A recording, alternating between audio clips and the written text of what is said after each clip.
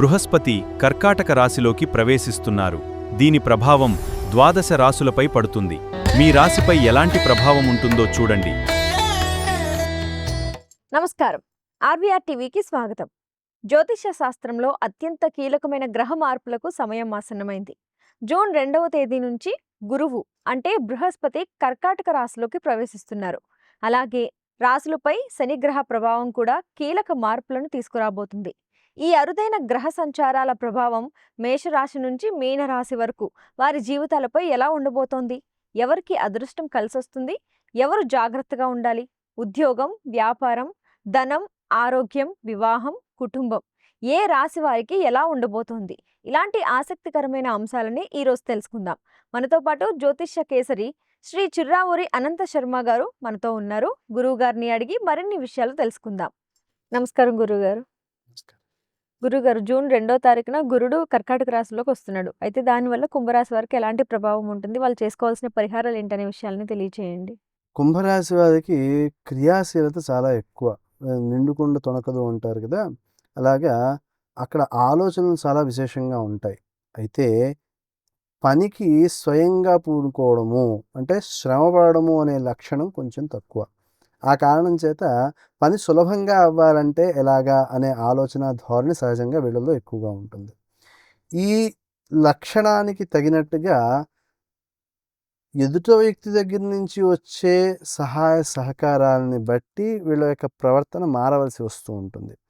అలా మారడం విషయంలో వీళ్ళ యొక్క మాట గౌరవాన్ని పొందేదిగా ఉంటుంది. ద్వితీయ స్థానమైన మీనరాశికి గురుని యొక్క దృష్టి ఉన్నందువల్ల గౌరవం బాగుంటుంది. కాబట్టి సలహాల కోసం వీళ్ళ దగ్గరికి ఇతరులు వచ్చే అవకాశం బాగుంటుంది. అంటే వీళ్ళకి ఆ నైపుణ్యం, సలహాలు ఇవ్వడంలో ఆలోచించి జాగ్రత్తగా సలహాలు ఇవ్వడం అనే నైపుణ్యం వీళ్ళలో ఉంటుంది. కాబట్టి అలాంటి సలహాలకి మంచి గుర్తింపు లభిస్తూ ఉంటుందన్నమాట. వీళ్ళు చెప్పే మాటలు ఇతరులు అనుసరించడానికి సిద్ధంగా ఉంటూ ఉంటారు. దాని ద్వారా ప్రయోజనాన్ని పొందుతారు. అలాగే చేతిలో ఆడే డబ్బు అవసరానికి తగినట్టుగా వినియోగించడానికి కావాల్సినంత చేతిలో ఉంటుంది. వెతుక్కోవాల్సిన అవసరం లేకుండా సానుకూలమైన ఫలితాన్ని పొందడానికి అవకాశం ఉంటుంది. అటు తర్వాత వీళ్ళకి షష్ఠంలో గురుడు ఉన్నందువలన శత్రురోగ రుణాలకు సంబంధించిన స్థానంలో గురుడు ఉన్నాడు. అంటే శత్రువుల వలన వచ్చే ఇబ్బందులు వీళ్ళ యొక్క గౌరవాన్ని పెంచేవిగా ఉంటాయి. సహజంగా మనం చూస్తూ ఉంటాము సినిమాల్లోనూ, విలన్ ఏదో తప్పు చేస్తాడు, హీరో గెలవకపోయినా సరే గెలవడం కోసం చేసే ప్రయత్నం వలన విలన్ పొందవలసిన గౌరవాన్ని పొందకుండా హీరో పొందుతాడనమాట. అలాగా ఇతరులు చేసిన తప్పులను మీరు గుర్తించే ప్రయత్నం చేయక్కర్లేదు. మీ బాధ్యత ఏది ఉందో అంతవరకు మీరు నిర్వర్తిస్తూ ఉన్నట్లయితే ఆ గౌరవాన్ని మీరు పొందే అవకాశం ఉంటుంది. మీకున్న సమస్యల్ని పరిష్కరించుకోవడానికి కావాల్సిన జ్ఞానాన్ని, సమాచారాన్ని, సలహాలని ఇచ్చేవాళ్ళు మీకు అందుబాటులో ఉంటారు. ఆ తెలివితేటలని పూర్తిగా ఇతరుల యొక్క తెలివితేటలని మనం కూడా సద్వినియోగం చేసుకోవడానికి ప్రయత్నం చేయాలి, మనం సలహాలు ఇవ్వడం ఒకటే కాకుండా. కాబట్టి ఆ రకమైన ప్రయత్నం వలన విజయాన్ని సాధించడం సులభం అవుతుంది. అలాగే ధనాన్ని సద్వినియోగం చేసుకోవడం, ఇటు ధనం సంపాదించడం విషయంలోనూ ఖర్చు పెట్టడం విషయంలోనూ కూడా ఆ తగిన జాగ్రత్తలు అవసరం అవుతూ ఉంటాయి. ఆ విషయంలో గురుడి యొక్క దృష్టి ఉన్నందువలన అనవసరం ఖర్చులు లేకుండా, వేస్టేజీలు లేకుండా కాపాడుతూ ఉంటాడు. అయితే గురుడికిను వ్యయాధిపతి అయిన శనికిను మైత్రి తక్కువగా ఉన్నప్పటికీ లగ్నానికిను వ్యయాధిపతి, లగ్నం యొక్క అధిపతికి అంటే రాశి యొక్క అధిపతికి వ్యయ రాశి యొక్క అధిపతి రెండు శని అయ్యాడు. కాబట్టి రెండింటి ఆధిపత్యాన్ని పొందినందువలన అనుకూలమైన ఫలితాన్నే పొందుతారు అని చెప్పుకోవచ్చు ఖర్చు విషయంలో కూడాను. కాబట్టి చేసే ఖర్చు సద్వినియోగం అయ్యేలాగా మీరు జాగ్రత్త పడితే సరిపోతుంది. ఇతరుల యొక్క సలహాలు, సహకారాలు స్వీకరిస్తూ ముందడుగు వేస్తున్నట్లయితే పనుల్లో విజయాన్ని కూడా సాధించగలుగుతారు. అలాగే ఈ రాశి వారికి వృశ్చిక రాశి పంచమ దృష్టి కలిగి ఉంది, గురు దృష్టి. కాబట్టి ఈ వృశ్చిక రాశి అనేది వీళ్ళకి దశమ స్థానం అవుతోంది. గౌరవానికి సంబంధించింది, వృత్తికి సంబంధించింది, ఉద్యోగానికి సంబంధించింది. ఇక్కడ అభివృద్ధిని సాధించడానికి బాగా ఉపయోగపడుతూ ఉంటుంది. కాబట్టి ఈ దశమ స్థానానికి సంబంధించిన ఉద్యోగాల విషయంలో ప్రధానంగా ప్రభుత్వోద్యోగాలు మొదలైనవి ఏమైనా ఉన్నట్లయితే కాంట్రాక్ట్ ఉద్యోగాలు రావడానికి అవకాశాలు మెరుగయ్యే అవకాశం ఉంటుంది. అలాగే టీచింగ్ ప్రొఫెషన్లో ఉన్నవాళ్ళు, ఉపన్యాసాలు మొదలైనవి లేదా ధార్మిక విషయాలు చెప్పేవాళ్ళు వీళ్ళకి సత్కారాలు మొదలైన వాటికి అంటే ప్రశంసలు అవి జరుగుతూ ఉంటాయి, సత్కారాలు జరుగుతూ ఉంటాయి. ఇలాంటి వాటికి అవకాశాలు మెరుగవుతాయి అని చెప్పుకోవచ్చు అనమాట.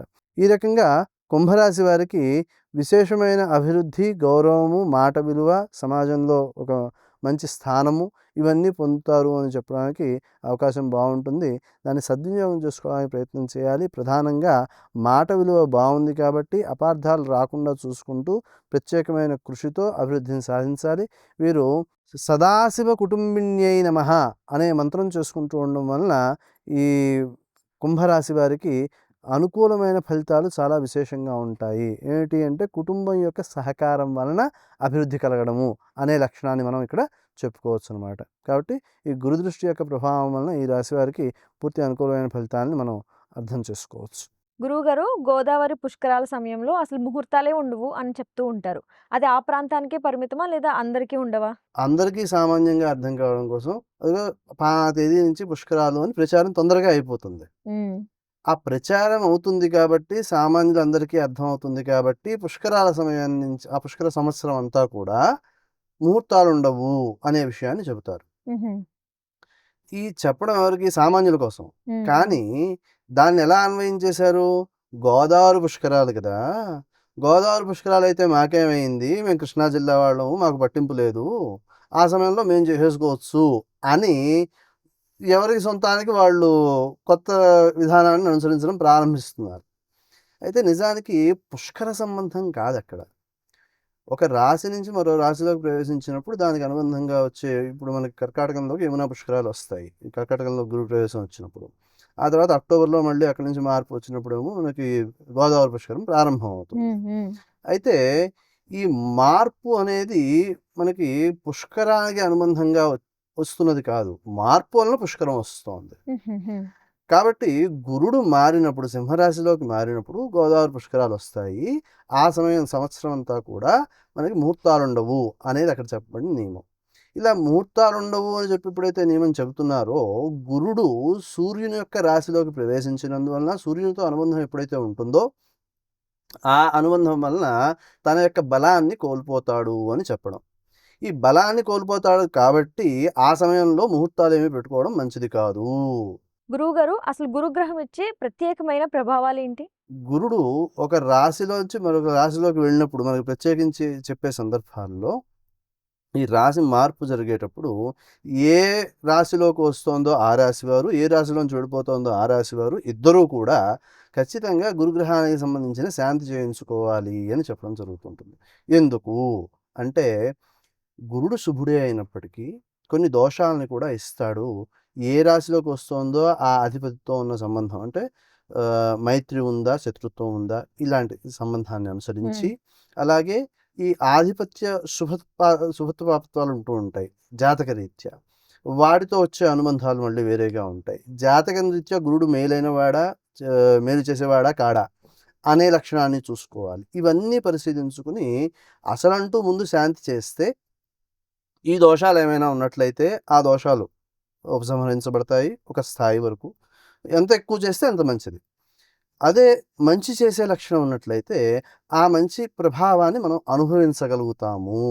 ఇది అక్కడ మనకి చెప్పబడే ప్రత్యేకమైన లక్షణం.